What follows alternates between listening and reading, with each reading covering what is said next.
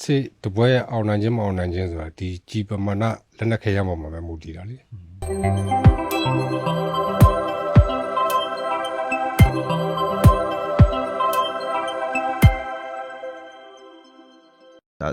ဒီတပ်ဖွဲ့တွေရှေ့မှာကိုပဲဘယ်လိုလှုပ်ဆောင်ရမလဲဆိုတဲ့ဟာတွေပြသခဲ့တယ်ပေါ့နော်ပြီးတော့ပထမဆုံးဒါဖြစ်တဲ့အချိန်ဟုတ်တော့ဖြစ်တဲ့အချိန်မှာဆိုတော့ကျွန်တော်သိကျင်တာတခုရှိတယ်ဒါဇိုက်ပွင့်လည်းမေးရပါတော့ဘာလို့လဲဆိုတော့အဲ့လိုမျိုးဖြစ်နေပြီဆိုတဲ့ထဲမှာအဲ့တိုက်ပွဲထဲမှာကိုသား2ယောက်လည်းပါတယ်ဇိုက်သား2ယောက်သားအရင်2ယောက်ပါတယ်ပေါ့နော်ပြီးတော့ခုနကလိုကိုယ့်ရဲ့ရဲဘော်ရဲဘက်ညီငယ်တွေပါတယ်ပေါ့နော်ကလေးတွေပါတယ်ဆိုတော့လူငယ်တွေပါတယ်ဆိုတော့တခုခုဆိုရင်မိဘတွေကလေ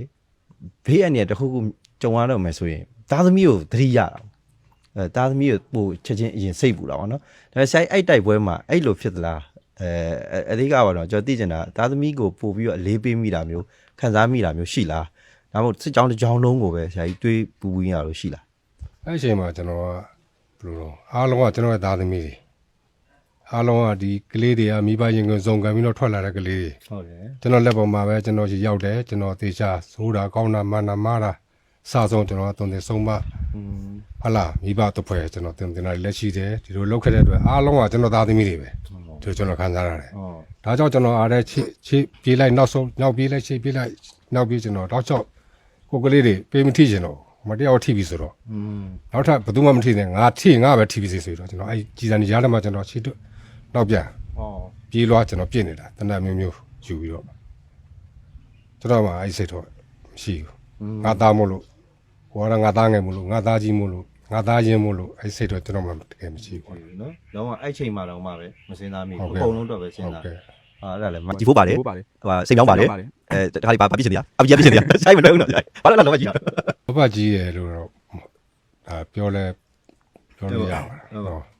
ဘာကြောင့်လောဘကြီးရလဲဆိုတော့စေတပွဲအောင်နိုင်ခြင်းမအောင်နိုင်ခြင်းဆိုတာဒီကြီးပမာဏလက်နက်ခဲရမှာပဲမူတည်တာလေဒါကြောင့်မို့ကျွန်တော်ကဒါလောဘကြီးတယ်လို့ပြောရလဲပြောကြပါတော့ဒါကိုယ့်ရဲ့တပည့်တွေကိုသားသမီးတွေပေးတဲ့နေရာမပေးရအောင်မဆုံးချုံတဲ့နေရာမဆုံးချုံအောင်အဲ့လိုပေါ့မြန်မာပြည်ဘက်မှာကြားဘူးအောင်ကြားရမှာပေါ့လိုက်မှာဟုတ်လား PDF စကားဝင်စည်းသွားတာတို့ဘာတို့ညာတော့ဆိုတာဒီလိုရန်သူကိုဥနေနိုင်တဲ့လက်နက်မျိုးဘယ်လက်နက်ကဘလို့အကျိုးသက်ရောက်မှုရှိလဲဘယ်လက်နက်ကဘလို့အကျိုးသက်ရောက်မှုရှိလဲဒါတွေကိုကတိတက်နားလိုက်တာတော့ဒါလေးတွေစောင့်ထားတဲ့သဘောကိုပင်မမစီရအောင်တဲ့မယ်တဲ့ကပင်မရတော့ကျွန်တော်မကြောက်ဘူးကျွန်တော်တပည့်လည်းကျွန်တော်အများနဲ့သွန်သင်တယ်မပြင်းနဲ့အလုပ်ကိုကြိုးစားနော်ဒီတော်ရရောက်တဲ့အချိန်မှာဘာကချင်းတူးတာမပြင်းနဲ့ရောက်တဲ့နေရာမှာကျွန်းတူးရမယ်ကျွန်တော်တို့ခွန်းနေပါတဲ့နေရာဆိုရင်ခိုင်မာလေးကြီးပဲကျွန်တော်လောက်ခိုင်းတယ်ပြီးပြင်းမယ်ပြီးပြင်းလောက်တယ်ဘူကြီးလည်းတွေ့မှာပါဘူကြီးလည်းကျွန်တော်နေရာကိုရောက်ဖူးတယ်အားလုံးကျွန်တော်လောက်ခိုင်းတယ်ကျွန်တော်ကလေးဆိုအဲ့လိုရှယ်ရောက်လို့တော့အသေးပဲအမေကဒါဆိုဒါပဲဒီသားခိုးမစင်တာစကားမပြောနဲ့ဆိုတယောက်မှစကားမပြောအောင်ဒါကြောင့်လည်းကျွန်တော်တို့အဲ့လိုသူများရဲ့အလင်းငယ်လှုပ်ရှင်းပါခြင်းတွေကျွန်တော်သိမခံလို့ရဘူးနော်ပြီးရင်ဒါအောက်ကရှိတဲ့တပ်ဖွဲ့တွေကလည်းဆရာကြီးစကားဆိုနားထောင်ပြီးသားဆရာကြီးအဲ့လိုမျိုးတွေလုံနိုင်နေတယ်ဆိုပြီးတော့တွေးမိရဲ့နောက်မှာဆရာကြီးသိကြတာရှိတယ်ဆရာကြီးအသက်ဘယ်လောက်ရှိပါလဲကျွန်တော်52နှစ်ထဲဝင်ပြီပေါ့နော်ဆရာကြီးတကယ်လေးစားဖို့ကောင်းတယ်ပေါ့နော်ဒါကတော့ဒါဆရာကြီးအတွေ့အကြုံတွေဒါပြင်ကြီးတို့ပြောတဲ့ဒါဒီဆရာကြီးရဲ့အကြောင်းအရာတွေပေါ့နော်အဲ့ဒါမျိုးရောသိရတယ်ဆရာကြီးရဲ့သားတွေပုံမှာဘယ်လိုမြင်ကျွန်တော်သားတွေပုံမှာကျွန်တော်ဘယ်လိုမြင်လဲဆိုတော့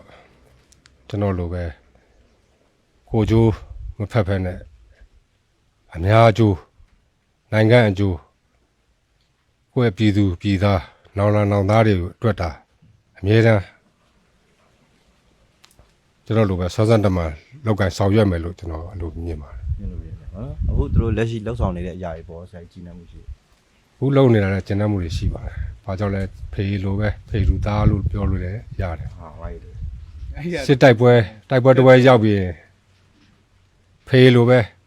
ဖေးရပါလိုက်တားနေရတယ်ငါသားအဲ့လိုမလုံနဲ့အဲ့လိုမလုံနဲ့ဖေးရတော့စိုးရင်တာပေါ့နော်သားသမီးအဲ့လိုဖြစ်မှကြောက်လို့မင်းတို့အဲ့လိုမလုံကြနဲ့ဒီလိုလုံဒီလိုကိုင်းအတင်းလိုက်ဆွဲလိုက်တားနေရတယ်အဲ့လိုဖြစ်နေဖေးထက်ကိုထက်ကျွန်တော်လည်းနောက်ပိုင်းရှိအရင်တော့ဆိုကျွန်တော်ကိုင်းတဲ့ကျွန်တော်အန်ဖိုးအဲ့လောက်ပဲကျွန်တော်အခုနောက်ပိုင်းနေကြတော့မရတော့ကျွန်တော်7ပါတယ်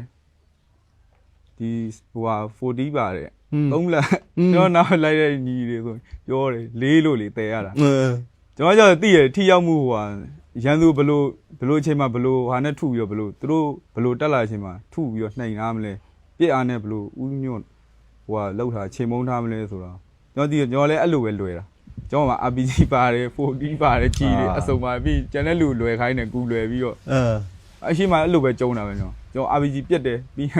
အီနာကနဲ့ပြက်လက်ပြပေါ်ပြက်အဲ့လိုပဲကျုံအခုတော့မှကျွန်တော်ဟိုဟာနားနေရဒီအောင်စေရဟိုဟာမှကျွန်တော်ဆယ်လပိုင်းဟိုဟာတော့ထိသွား28ရက်နေရအောင်စေရရဲ့အမှတ်တရလေးကိုကျွန်တော်ရှိရကိုကြည့်တော့ဘယ်လိုထိသွားလဲအဲကျွန်တော်ရဲ့ point တစ်ခုဟိုရန်သူကတိန်သွားအဲ့အချိန်မှာကျွန်တော်ပြန်တက်လုံးရတဲ့အချိန်အဲ့ point လေရောက်သွားတဲ့အချိန်မှာ120လာကြတယ်ကျွန်တော်ဘေးနာကိုနေမေလဲရောက်ပြီးမှထိသွားထိတော့အဲ့ထိတဲ့နေရာလေကျွန်တော်တန်နဲ့ညာဘက်ဒီညှက်ယူထိကျိုးသွားအခုချိန်မှာနည်းနည်းတော့နားယူအောင်ဆရာကလည်းပြောတာတနက်ပြန်ပြစ်လို့မရဘူးပြန်ကြုံးပါပဲကျွန်တော်အခုတော့မှ RPG ပြက်တောင်ကျွန်တော်စူးစမ်းတာတကယ်နော်စိတ်တက်ကြအားလုံးပဲမင်္ဂလာပါခင်ဗျာကျွန်တော်ကတော့ကျက်တဲ့စစ်ကြောင်းမှာထောက်ဖို့တောင်းထမ်းဆောင်နေတဲ့ရဲဘော်ဟယ်ရီဖြစ်ပါတယ်ခင်ဗျာလက်ရှိကျွန်တော်တို့ဒီကျက်တဲ့စစ်ကြောင်းကနေပြီးတော့ပြုလုပ်နေတဲ့ campaign လေးတစ်ခုရှိပါတယ် Black Panther 3000တော့အမည်ရပါတယ်ခင်ဗျာတတ်မှတ်ကာလကတော့မေလ15ရက်နေ့ကနေပြီးတော့ဇူလိုင်လ9ရက်နေ့ထိပဲဖြစ်ပါတယ်ခင်ဗျာကားကမောင်းကတော့3000ကျပ်ဖြစ်ပြီးတော့လက်ရှိချိန်ထိရရှိတဲ့ပမာဏဟာ14ရာခိုင်နှုန်းပဲရှိပါသေးတယ်ခင်ဗျာဒါကြောင့်မလို့ပြည်တွင်းပြည်ပမှာရှိတဲ့တော်လိုင်းမိဘပြည်သူများအနေနဲ့ကျွန်တော်တို့ရဲ့ဒီ Black Panther 3000 campaign လေးကိုပါဝင်အားဖြည့်ပေးကြဖို့ရအတွက်ထပ်မံတိုက်တွန်းနေပါတယ်ခင်ဗျာကျွန်တော်တို့ရဲ့ Black Panther 3000 campaign လေးမှာပါဝင်လို့တဲ့မိဘပြည်သူများအနေနဲ့ Black Panther column page Black Panther column horizon page ဒီတဲ့အခါကျတော့ဒီကျွန်တော်တို့ post time မှာနိုင်ငံတကာ alpha list တွေကိုလည်းအသေးချာလေးချပေးထားပါတယ်ခင်ဗျာအဲနိုင်ငံတကာ alpha တွေစီမှာလည်းယုံကြည်စိတ်ချတာလည်းပါဝင်ပေးလို့ရပါတယ်ပြည်တွင်းပြည်ပမှာရှိတဲ့မိဘပြည်သူများအနေနဲ့မိမိတို့နေတဲ့သက်ဆိုင်ရာနိုင်ငံအလိုက်